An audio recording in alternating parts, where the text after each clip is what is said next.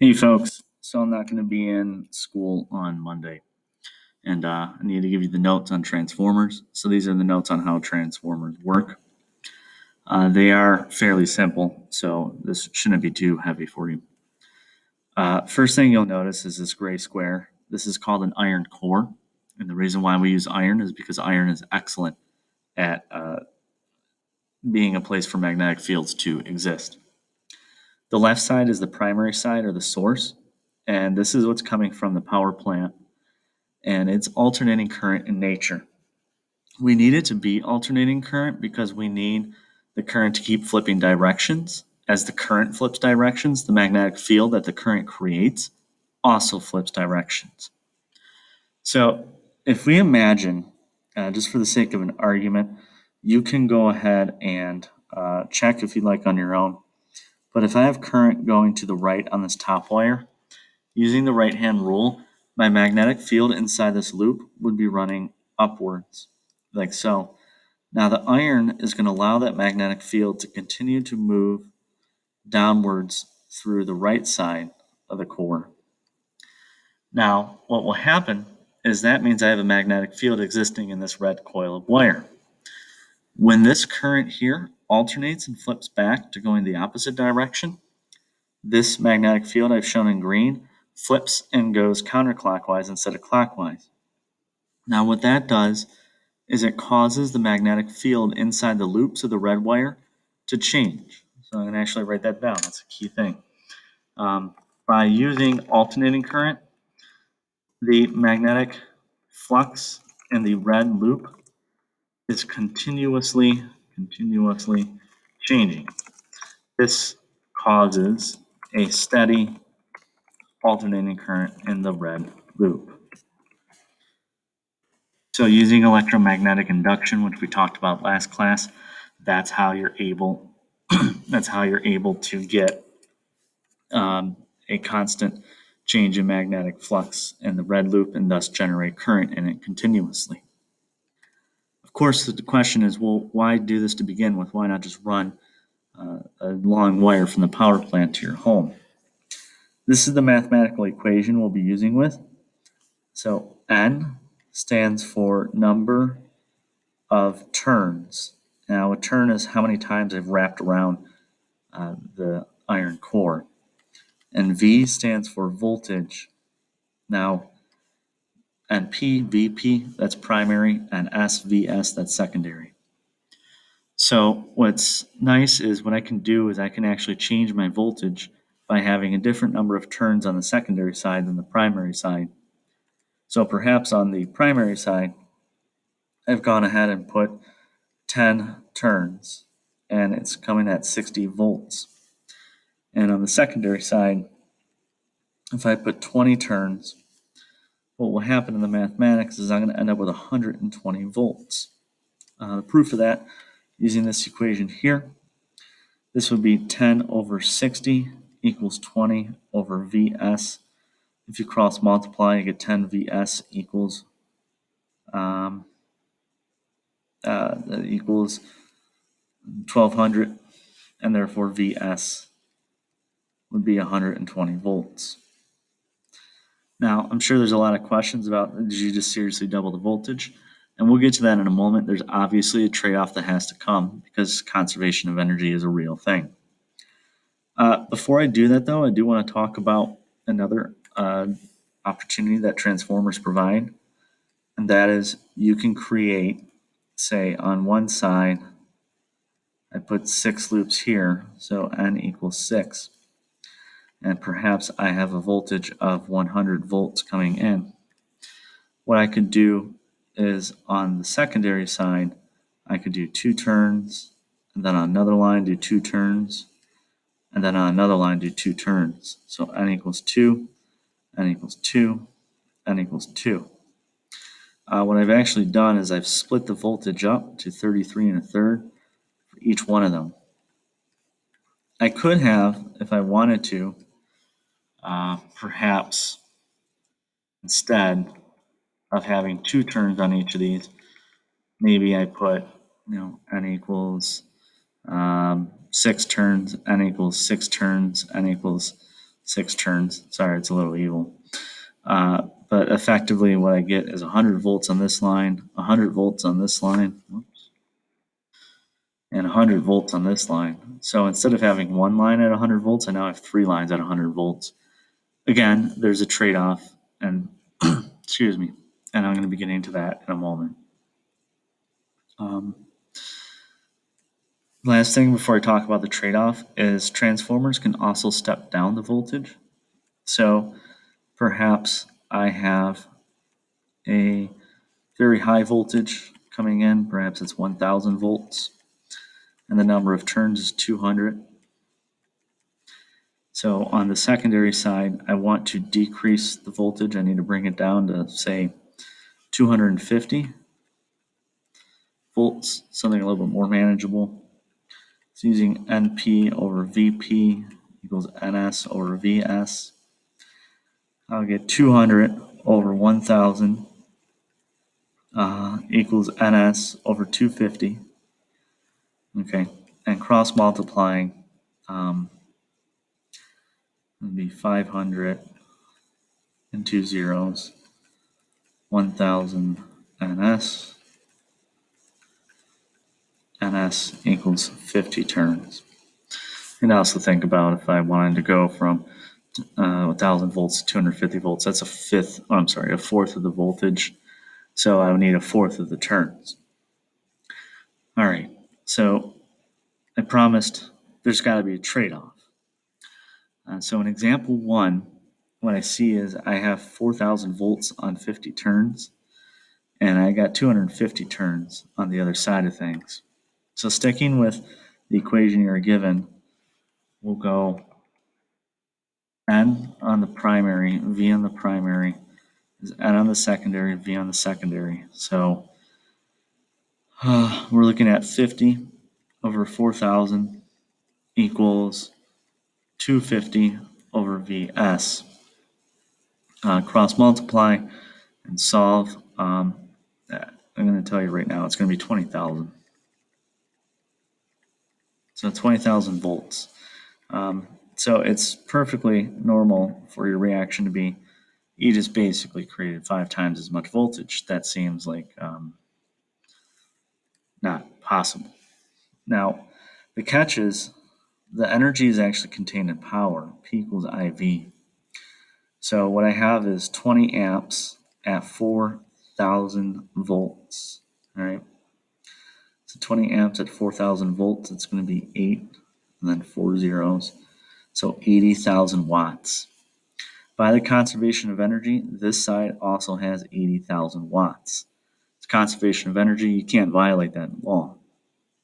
So what's happened is if I go P equals IV on the secondary side, I have 80,000 volts equals I times 20,000, and I solve a current of 4 amps. So what happened is I actually, by stepping up the voltage, I stepped down the current. So my power hasn't actually changed. A transformer will not spontaneously generate more energy or more power for you. That's impossible. People have been looking for, since the dawn of humanity, for infinite energy. It doesn't exist. So the gain in voltage results in a loss of current. Now, in example 2, where this is a step down transformer, because I go from 600 volts to 120 volts, we're going to actually see, let's say, for sake of an argument, that this is running at 10 amps. All right. So N primary, V primary, N secondary, V secondary, and I have 3,000 over 600, which comes out to 5, by the way. N secondary over 120.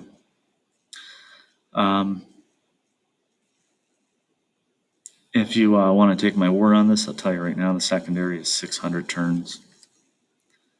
It's 1/5 that of the previous one. You can check the math if you'd like. Now, as I said before, power has to be conserved. P equals IV. 10 by 600 equals 6,000 watts. So I have to have 6,000 watts here. P equals IV. So I got 6,000 watts at a current of 120. I will need it should be 50 amps. So when I step down to get 1/5 of the voltage, I actually stepped up the current by getting 5 times the current. Now, just to be very clear, when I step up, we're referring to the number of turns and thus the voltage. When I step down, I'm referring to the number of turns and thus the voltage. All right, so the last thing to talk about is, well, why do this to begin with? And that's when we got to take a look at the power grid to fully understand what's going on. So here is your power plant, and it generates on average around 6,000 volts. So we generate the electricity at 6,000 volts. And right next to every single power plant is what's called a transformer station. And the transformer station has a whole series of transformers in there to raise the voltage up. And so in this case, my example, I've raised it up to about 240,000 volts.